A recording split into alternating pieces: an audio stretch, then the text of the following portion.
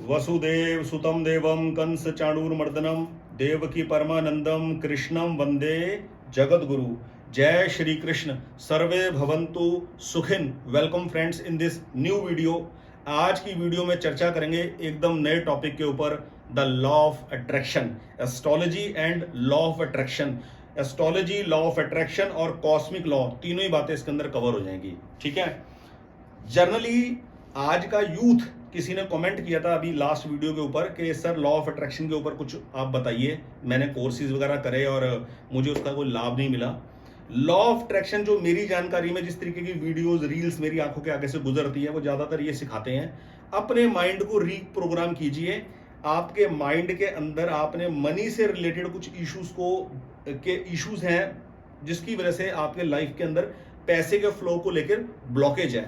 उस चीज को, उस ब्लॉकेज को रिमूव कीजिए, रीप्रोग्राम कीजिए अपने माइंड को, तो आपके जीवन में पैसे का फ्लो होना शुरू हो जाएगा। ये बात बिल्कुल सरासर गलत है। ऐसी कोई ब्लॉकेज माइंड के अंदर नहीं होती। एक्चुअली क्या होता है, कॉस्मिक लॉ के तहत हमारा ये जो जन्म हुआ है उसके साथ हमारी कुछ रिस्पॉन्सिबिलिटीज होती हैं। अगर हम उस रिस्पॉन्सिबिलिटी को सही ढंग से नहीं निभाते तो हमारे जीवन के अंदर ऑब्स्टेकल लगता है। हमारे जीवन के अंदर ऑब्स्टेकल पूर्व जन्मों के कर्मों के आधार पर भी होता है, क्योंकि इस जन्म के अंदर जो हमें एक लिमिटेशंस के अंदर जन्म मिला है वो ब्लॉकेज ही है। वो एक लिबर्टी, फुल लिबर्टी नहीं है आदमी को काम करने की। उस ऑब्स्टेकल को रिमूव करने के लिए एस्ट्रोलॉजी की हेल्प है। एस्ट्रोलॉजी की हेल्प लेकर और अपनी उस रिस्पॉन्सिबिलिटी को पूरी डेप्थ से निभाकर आदमी लॉ ऑफ अट्रैक्शन के थ्रू लाइफ के अंदर प्रॉस्पेरिटी ऑब्टेन कर सकता है। ऑब्टेन करने के रास्ते पे चल सकता है। कितनी मिलेगी वो परमात्मा के विधान, कॉस्मिक लॉ के ऊपर डिपेंड करता है। कॉस्मिक लॉ उसको कितनी प्रॉस्पेरिटी देता है, हेल्थ वाइज, वेल्थ वाइज और रिलेशनशिप वाइज, तीनों चीजों के बारे में। ठीक है। सबसे पहले जिंदगी में ये चीज नोट करने वाली है बात, मैं लॉ ऑफ अट्रैक्शन के बारे में जो कॉन्सेप्ट मानकर बैठा हूं वो कॉन्सेप्ट मुझे देने वाला है कौन? आपके विचार का आधार क्या है? अगर कोई आदमी किसी मोटिवेशनल स्पीकर की सुनी हुई इस बात के ऊपर कि आप अपने आप को धनवान मानना शुरू कर दीजिए, आप ऐसे ट्रीट कीजिए कि जैसे आप धनवान हैं, और आप अपनी पैसे की तंगी के बारे में किसी को मत बताइए, बल्कि आप ये बताइए कि आपके पास पैसे की कोई कमी नहीं है। इस तरीके का बिहेवियर करके आपके जिंदगी में पैसे का रास्ता खुल जाएगा, पैसे का रास्ता बन जाएगा।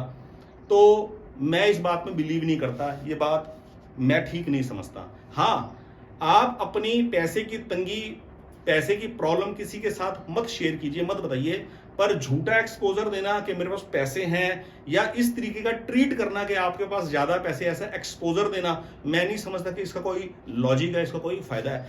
लॉ ऑफ अट्रैक्शन हमारे को सिखाता है to live in the neutral mode. Neutral mode, ना तो आप नेगेटिविटी में जियो और ना आप एक्सपोज्ड पॉजिटिविटी के अंदर जियो। जो पॉजिटिविटी है वो आपके माइंड सेट में होनी चाहिए, आपके अंदर होनी चाहिए। वो पॉजिटिविटी आपके बिहेवियर में एक्सपोज नहीं होनी चाहिए, एक्स्ट्रा ऑर्डिनरी नहीं होनी चाहिए। देखिए, हमारे को कोई विचार किस सोर्स से मिला है? आप किसी मोटिवेशनल स्पीकर की बोली हुई बात को मान के बैठ गए हैं, या वो विचार आपका खुद का पनपा हुआ है, आपका खुद का पैदा हुआ विचार है, आपके दिल से, आपके हृदय से? फॉर एग्जाम्पल, हम किस विचार को पकड़ते हैं? मैंने अपनी जिंदगी के अंदर सबकॉन्शियस माइंड से रिलेटेड एक बुक पढ़ी थी आज से 15 साल पहले। उसके राइटर थे डॉक्टर जोसेफ मर्फी।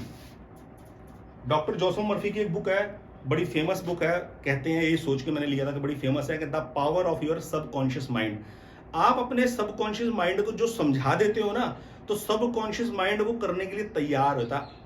उसमें ऐसे समझाया है, या उस बुक को बेचने वाले आदमी ने या उस प्रोग्राम को कंडक्ट करने वाले आदमी ने क्या बोला है कि आप जो चीज अपने दिमाग को समझा देते हो, विश्वास दिलवा देते हो, यूनिवर्स उसको पूरा करना शुरू कर देता है। ऐसा बिल्कुल भी नहीं है। ये सिर्फ अपनी किताबें बेचने और अपने कोर्स बेचने के परपंच मात्र है, और इससे कुछ भी नहीं है।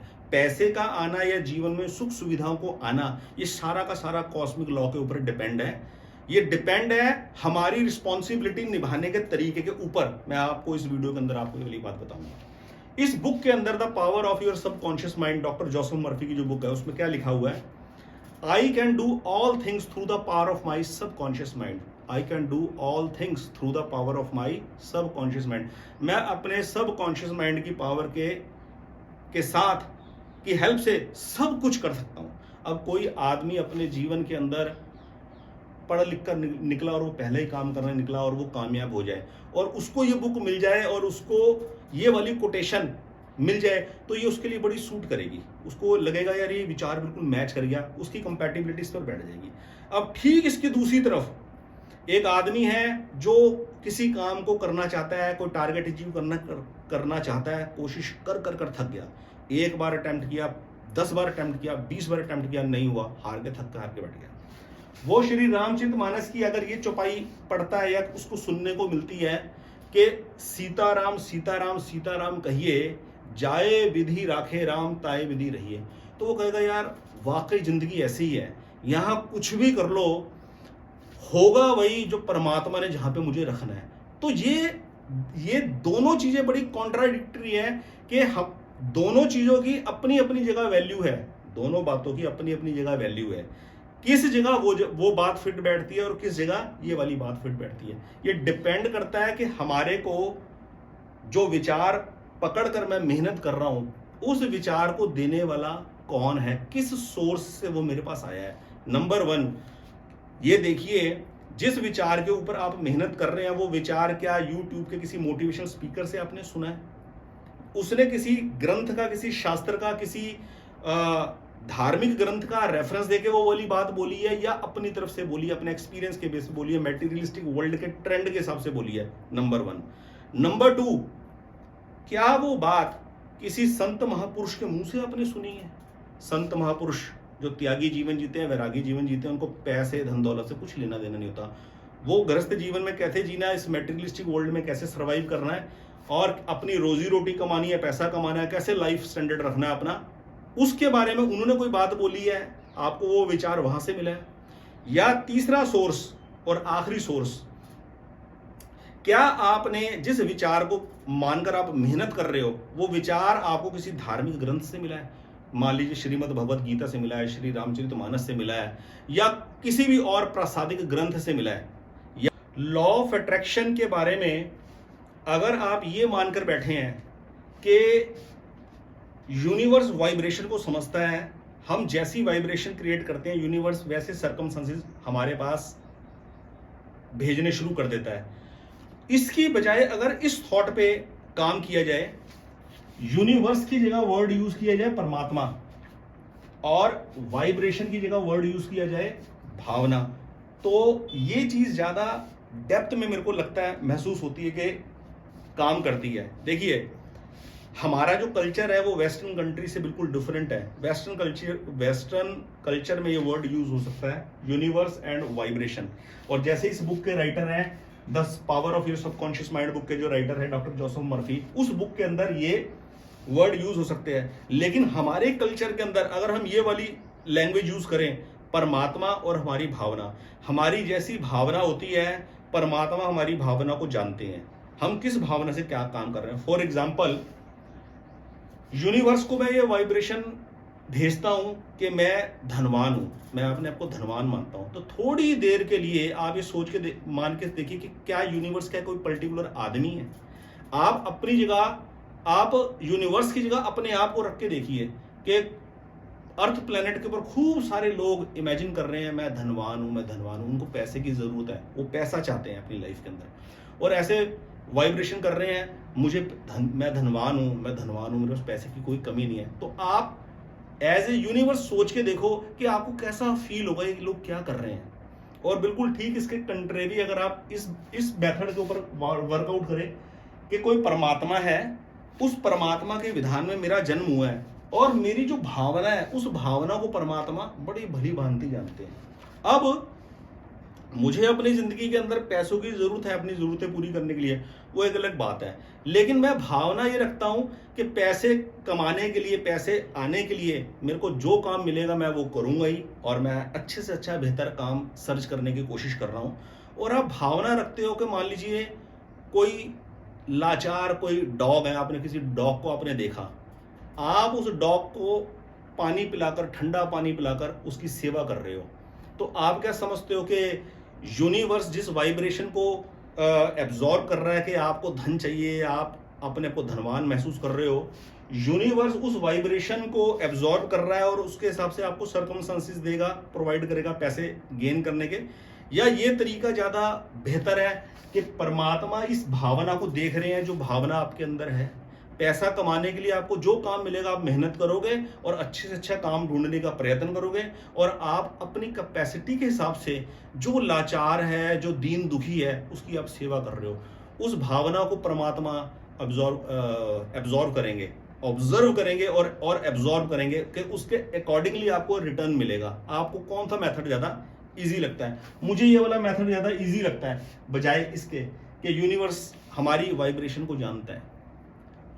हम एक चीज है, मैं क्या चाहता हूं, मेरी क्या डिजायर है, वो यूनिवर्स से मुझे चाहिए। और एक दूसरा पहलू है, मेरी क्या डिजायर है वो ठीक है, जो मेरी डिजायर है वो ठीक है। दूसरा है, मेरी क्या रिस्पॉन्सिबिलिटीज हैं, मुझे अपनी रिस्पॉन्सिबिलिटीज को पूरे डेडिकेट होकर निभाना है। उस भावना की परमात्मा क्या कदर करते हैं, उससे सर्कमस्टेंसेस सुधरते हैं और काम के रास्ते बनते हैं। तो ये दो एग्जांपल मैंने आपको बताए। मेरे दिमाग में इतने विचार अभी आ रहे हैं लॉ ऑफ अट्रैक्शन को लेकर। लॉ ऑफ अट्रैक्शन के बारे में और बहुत सारे मैं आपको एग्जांपल दे सकता हूं, लेकिन वीडियो ज्यादा लंबी नहीं बनानी, केवल अपनी बात को डिलीवर करने के लिए ये कि यूनिवर्स हमारी वाइब्रेशन को जानता है, हमारी वाइब्रेशन के हिसाब से वो सर्कमस्टेंसेस क्रिएट करता है। मैं ये कहता हूं, यूनिवर्स की जगह परमात्मा वर्ड यूज करो और वाइब्रेशन की जगह भावना वर्ड यूज करो। हमारी किसी चीज को, किसी काम को करने के पीछे हमारी भावना क्या है। ज्योतिष के अंदर ज्योतिषी उपाय बताता है कि आपने ये चीजें दान करनी है। जो चीजें दान करने को ज्योतिषी बता रहा, मान लीजिए ज्योतिषी बता रहा है कि बच्चों को मिठाई बांटनी है, तो अब ये हमारी भावना है कि क्या मैंने मिठाई ही बांटनी है, या मेरे को परमात्मा ने पैसे दे रखे हैं, मैं अपने ऊपर जब खर्चा करता हूं तो मैं रेस्टोरेंट के अंदर जाकर 2-3 हजार 4 हजार 5 हजार का खाना खा लेता हूं किसी अच्छे रेस्टोरेंट के अंदर अपनी फैमिली के साथ। पर गरीब बच्चों को जब मैं मिठाई बांट रहा हूं तो क्या मैं 100-200 रुपए की मिठाई बांट रहा हूं? क्या मैं उन बच्चों से पूछ सकता हूं कि बच्चों आपको कुछ और चीज की भी जरूरत है लाइफ के अंदर? अगर उनको किसी और चीज की जरूरत है, पढ़ाई लिखाई से रिलेटेड सामान चाहिए, जूते चप्पल चाहिए, या कुछ और शेल्टर वो सुधारने के लिए कोई हेल्प चाहिए, तो अगर मेरे पास पूंजी है तो क्या मैं वो हेल्प कर सकता हूं? वो जो मेरी भावना है वो परमात्मा, वो यूनिवर्स जानते हैं और उस हिसाब से वो रिटर्न करते हैं। मेन क्रक्स जो है इस वीडियो का वो ये है, लॉ ऑफ अट्रैक्शन क्या है? लॉ ऑफ अट्रैक्शन है कि जो बीज मैं भूमि में डालता हूं, जो बीज मैं बोता हूं, वो बीज कई हजार गुना होकर मुझे वापस आता है। बस ये है लॉ ऑफ अट्रैक्शन। जो बीज मैं बोऊंगा वही बीज की फसल कई गुना होकर मुझे वापस मिलेगी। ये है लॉ ऑफ अट्रैक्शन। मुझे अपनी डिजायर को फुलफिल करने के लिए कोई वाइब्रेशन क्रिएट नहीं करनी, मुझे सिर्फ अपनी जो रिस्पॉन्सिबिलिटी है, जो पोजीशन मेरे को भी परमात्मा ने बख्शी है, जैसे मैं अभी बेटा हूं किसी का, मैं किसी की बेटी हूं, मेरी क्या रिस्पॉन्सिबिलिटी है, मैं अब किसी की पत्नी हूं या किसी का पति हूं, मेरी अब क्या रिस्पॉन्सिबिलिटी है, मेरी समाज के प्रति क्या रिस्पॉन्सिबिलिटी है, उसको जब मैं प्रॉपर निभाऊंगा तो मेरे सर्कमस्टेंसेस ऑटोमेटिकली सुधरने शुरू हो जाएंगे, पैसे को लेकर, हर एक चीज को लेकर। लॉ ऑफ अट्रैक्शन और एस्ट्रोलॉजी के बारे में फिर अगली वीडियो लेकर आऊंगा, नेक्स्ट वीडियो अच्छे कंटेंट के साथ। इस चैनल को आप सब्सक्राइब कीजिए और अपने फ्रेंड सर्कल के साथ शेयर कीजिए। एस्ट्रोलॉजी से जुड़ी कोई भी समस्या, जन्म कुंडली से जुड़ा आपका कोई भी प्रश्न, किसी भी ग्रह दशा के अंदर कोई प्रॉब्लम आप फेस कर रहे हैं, उसको कैसे टैकल किया जाए, उस बारे में कंसल्टेशन लेने के लिए आप मुझे कांटेक्ट कर सकते हैं। अगर आपको लगता है मेरी वीडियो के अंदर कोई सच्चाई है, मेरी वीडियो से अगर आपको लगता है कि मैं आपको कोई सजेशन दे सकता हूं, you can take my consultation. बहुत बहुत धन्यवाद। जय श्री कृष्ण।